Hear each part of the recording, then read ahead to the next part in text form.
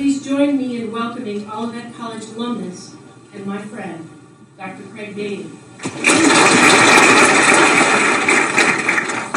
Good afternoon. That was the nicest thing anybody ever said about me. Where to start? What does Olivet mean to me? I'm going to talk about something that for a long time I was ashamed to talk about. It was a major impact or crossroads in my life. And my life could have went a lot of different ways.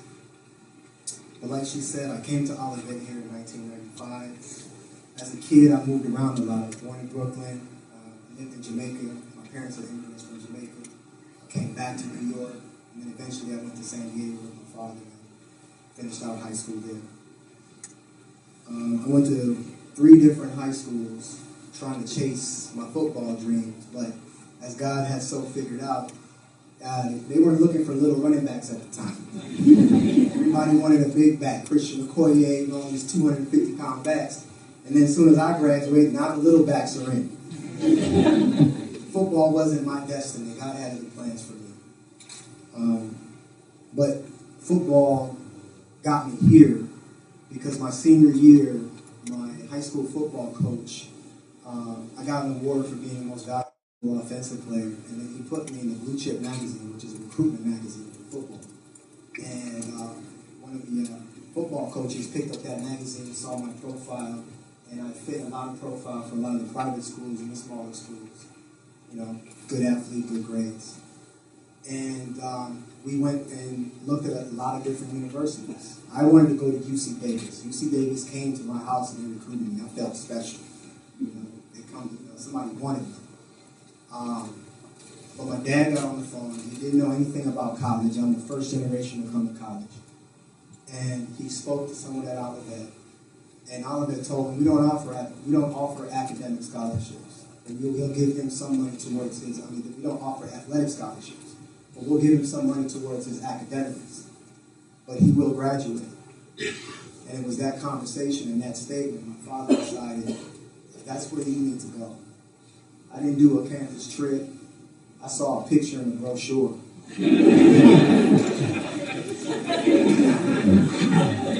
I'm from San Diego, California. Let's not talk about my freshman year on that football field. Like, after about, what is that, October, I was done.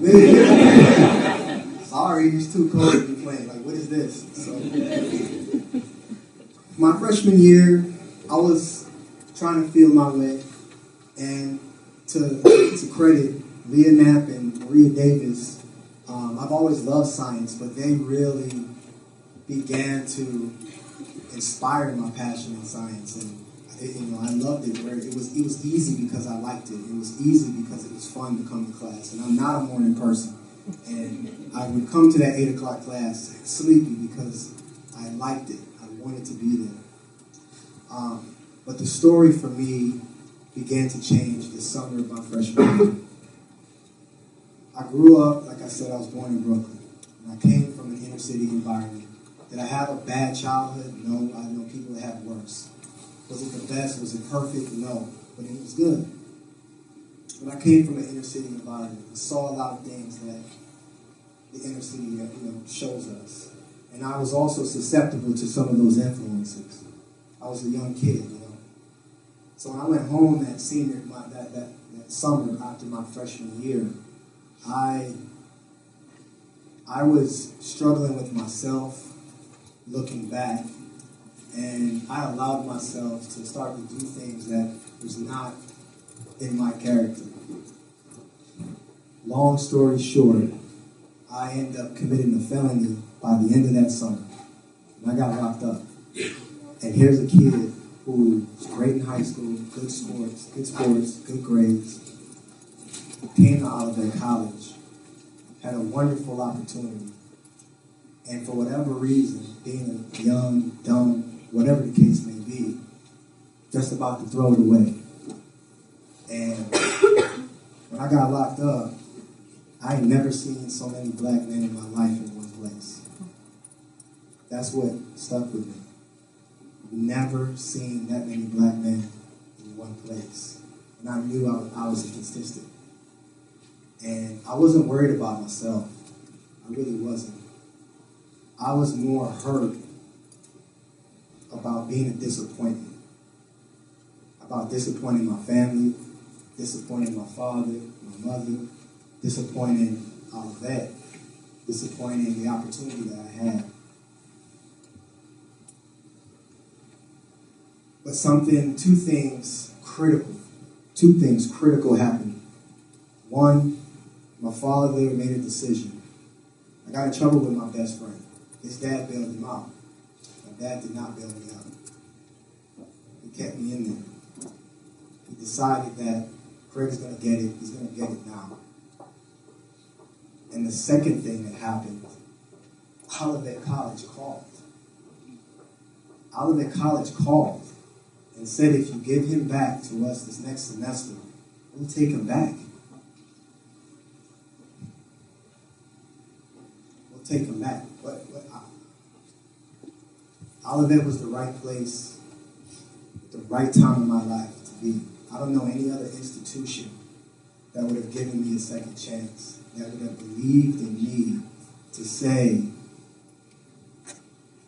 like Maria said, students are more than that first impression. They saw something in me that I didn't see in myself. I couldn't see it. A lot of you sitting here today, your professors, your parents, your family, they see things in you that right now, especially the freshmen, you don't understand because you just got on the planet, to be honest.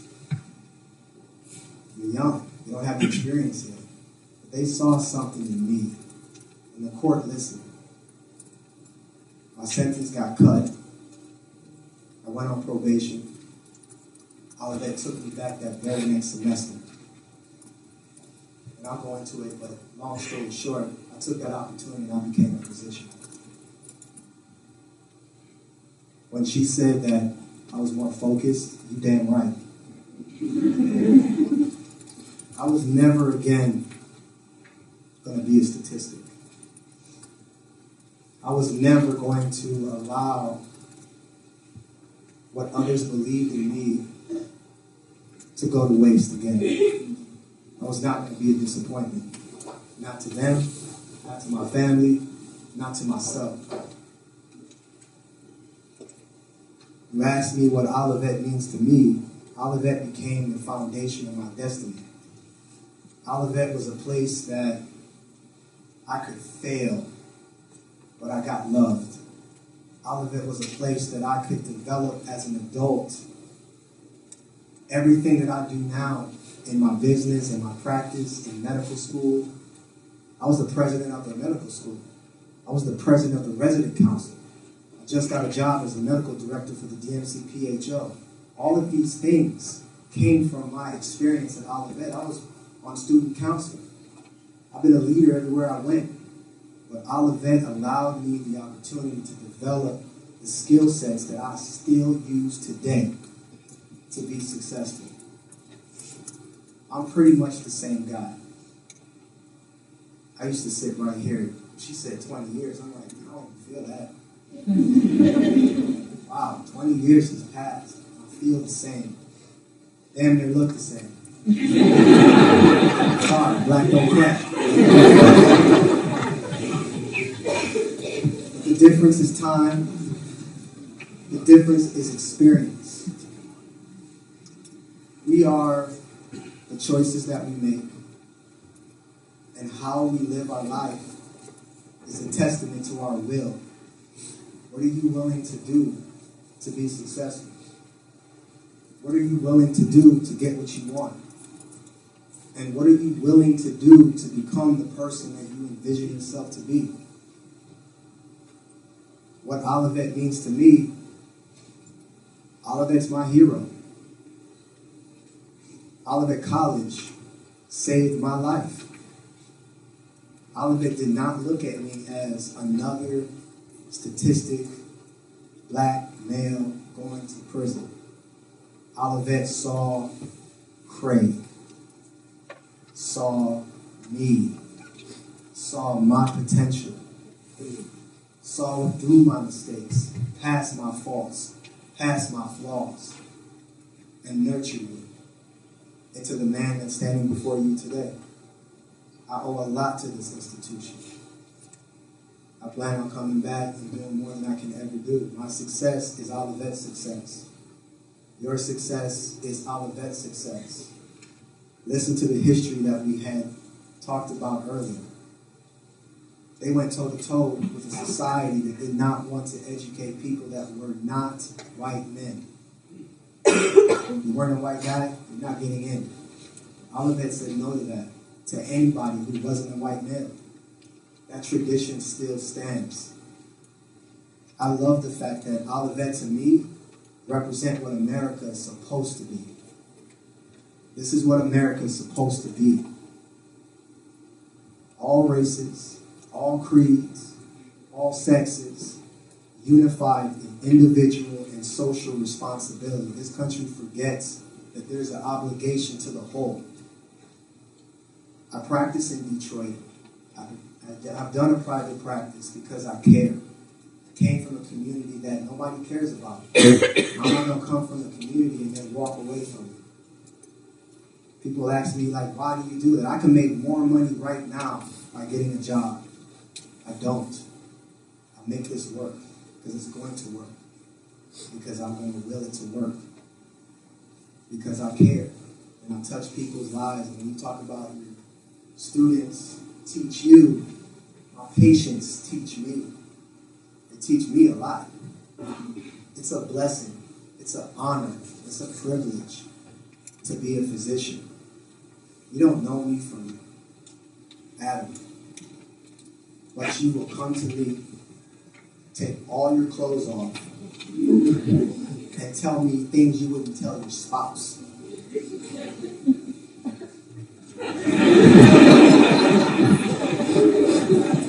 I tell my patients, 2 people you never ever lie to. Your doctor and your lawyer. It could cost you your life. I don't take that for granted. It's an opportunity to really get close to a human being without all the walls, all the defense mechanisms. It's a great job. It's a great career.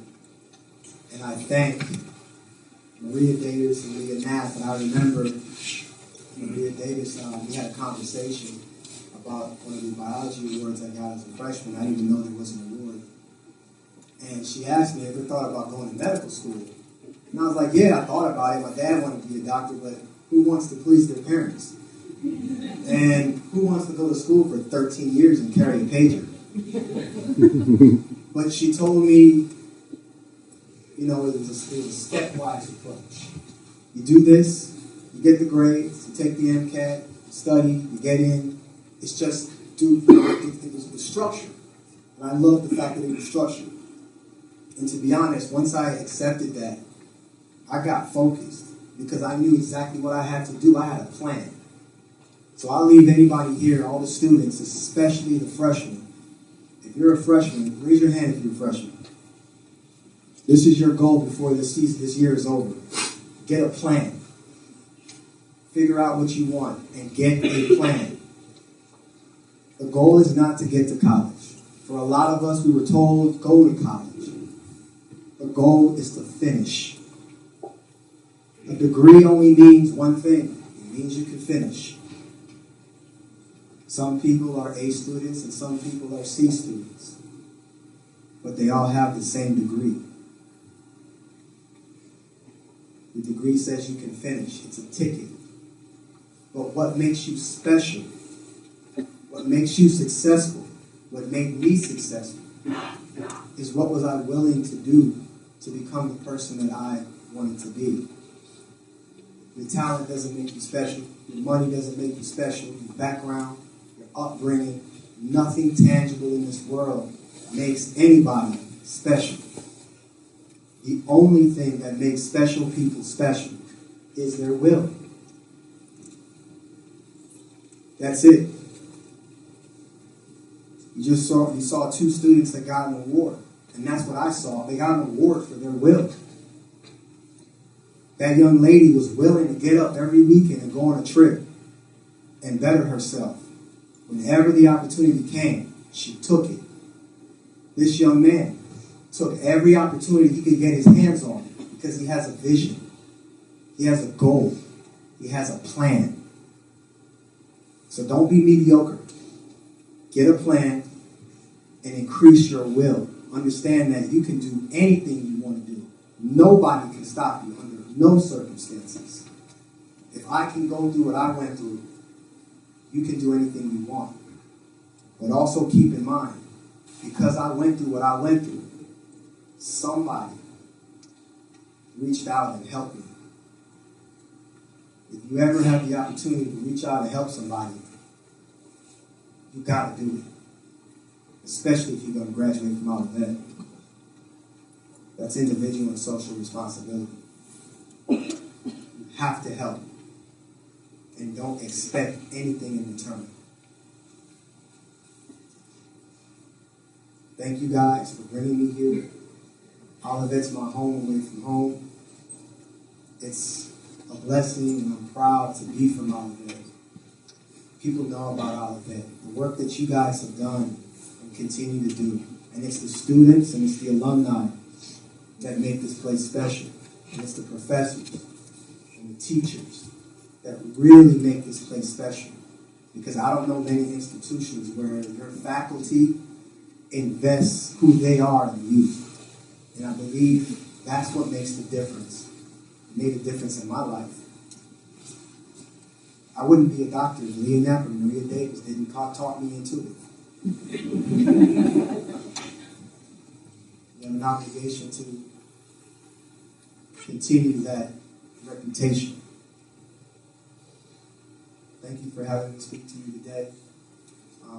It's been a pleasure, and I love Olivet College.